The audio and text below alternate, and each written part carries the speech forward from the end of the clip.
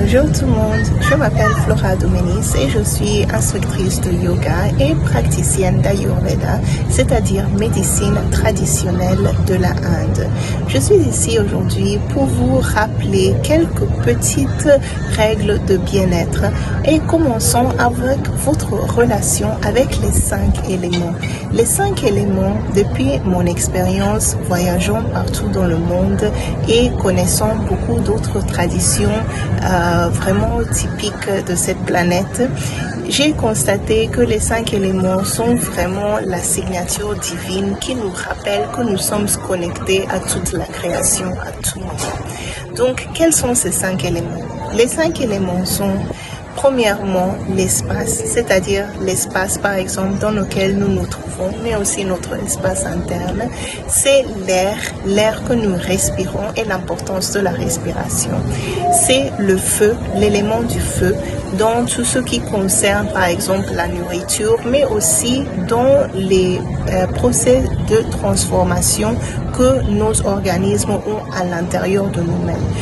L'élément de l'eau, on sait tous très bien qu'est-ce que c'est important, l'eau pour la vie. Et finalement, l'élément de la terre. Et ça, on reconnaît aussi en Afrique beaucoup notre relation et notre appartenance à ce qui est la terre de nos ancêtres, la terre que nous cultivons pour manger. Donc, allons voir un peu plus en détail qu'est-ce que ça veut dire avoir une relation avec ces éléments, comme je vous ai dit tout de suite, mais en mettant un côté un peu plus pratique pour l'appliquer à votre vie quotidienne. Donc, d'abord, l'espace, comme je disais tout à l'heure, l'espace est quelque chose de très important car l'espace est le lieu où tout va se passer. Donc, l'espace interne est un espace très important. On peut penser, par exemple, à notre espace mental. Donc, quel espace sommes-nous en train de cultiver à l'intérieur de nous-mêmes pour voir les résultats aussi externes? Donc, il faut vraiment mettre toujours un peu d'attention à ce que nous sommes en train de sentir à notre intérieur, dans notre esprit, dans notre mental.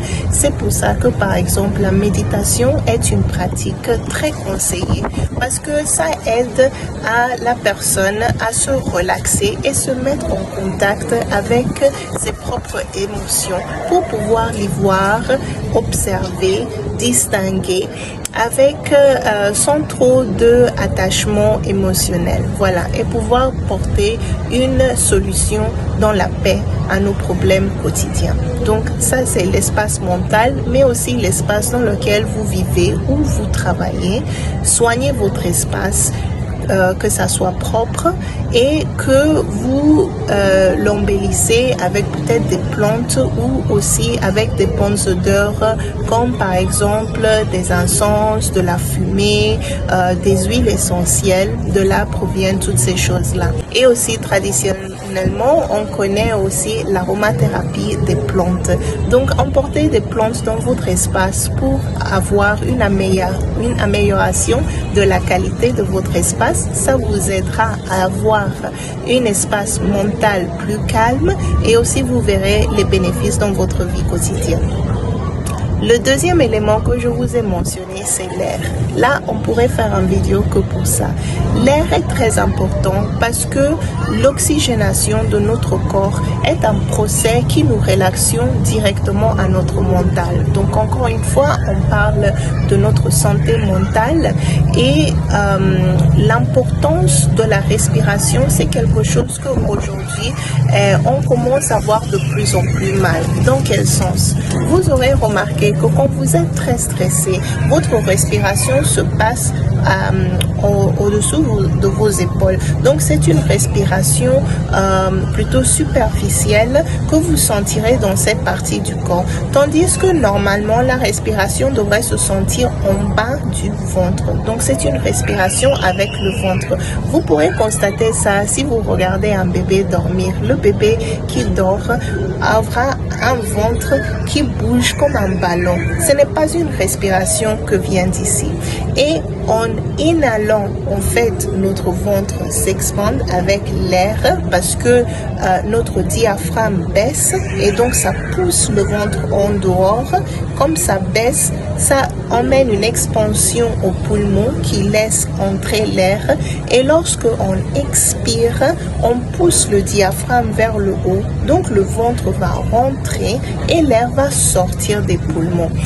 Si vous êtes stressé, vous remarquerez que cela n'est pas trop logique pour vous. C'est-à-dire que vous allez remarquer que vous êtes en fait en train de respirer à l'envers.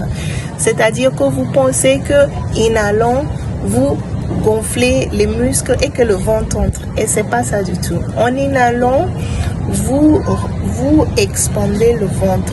Essayez ça. Mettez-vous relaxé sur un divan, les mains sur le ventre et simplement fermant les yeux sans aucun effort du tout. Laissez-vous transporter dans presque un sommeil et remarquez au bout de quelques temps, remarquez comment se passe la respiration. Ne pensez pas tout de suite à la respiration. D'abord, pensez à vous relaxer.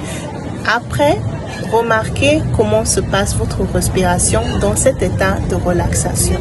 Relaxation est très importante dans la journée. Trouvez toujours quelques minutes par jour pour vous relaxer, détendre et vous connecter avec cette forme de respiration correcte. Vous allez voir que ça va vous emporter beaucoup de différences dans votre vie et dans votre productivité aussi.